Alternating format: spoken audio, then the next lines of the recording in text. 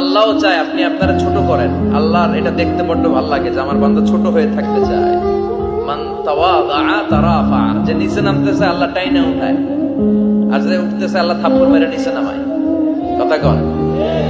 মুসা আলাইহিস সালাম, সহিহ বুখারীর বর্ণনা, বনি ইসরাইলের লোকদের মাঝে ওয়াজ করতেছিলেন, এরকম নসিহত করছিলেন। তো একজন দাঁড়িয়ে বলল, ইয়া নবী আল্লাহ মুসা, মান আ'লামুন নাস ফিল আরদ। হে মুসা নবী, জানতে বড় মনে চায় বর্তমান পৃথিবীর সবচেয়ে বড় জ্ঞানী কে? মুসা আলাইহিস সালাম কয় আমি। মুসা আলাইহিস সালাম কি বললেন? আনা। আসলে কথাটা ঠিক। আল্লাহ যখন যে নবীকে পৃথিবীতে পাঠায় তখন তাকে সবচেয়ে বেশি জ্ঞান দিয়ে পাঠায়, সেই হিসেবে ঠিকই উনি সবচেয়ে জ্ঞানী। কিন্তু উনি এইভাবে নিজেকে সবচেয়ে বড় জ্ঞানী বলে দিবে, এটা আল্লাহর পছন্দ হয় না। আল্লাহ চেয়েছিলেন মুসা আলাইহিস সালাম যেন বলে আল্লাহু আ'লাম, আল্লাহই জ্ঞানী। সুবহানাল্লাহ কইবেন না? কিন্তু তা না করে উনি কি করলেন? যখন বললো সবচেয়ে বড় জ্ঞানী কে, উনি হুট করে কি বলে ফেললেন?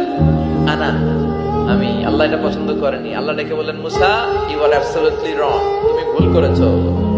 তুমি সবচেয়ে জ্ঞানী নও, তোমার চেয়ে বড় জ্ঞানী আছে।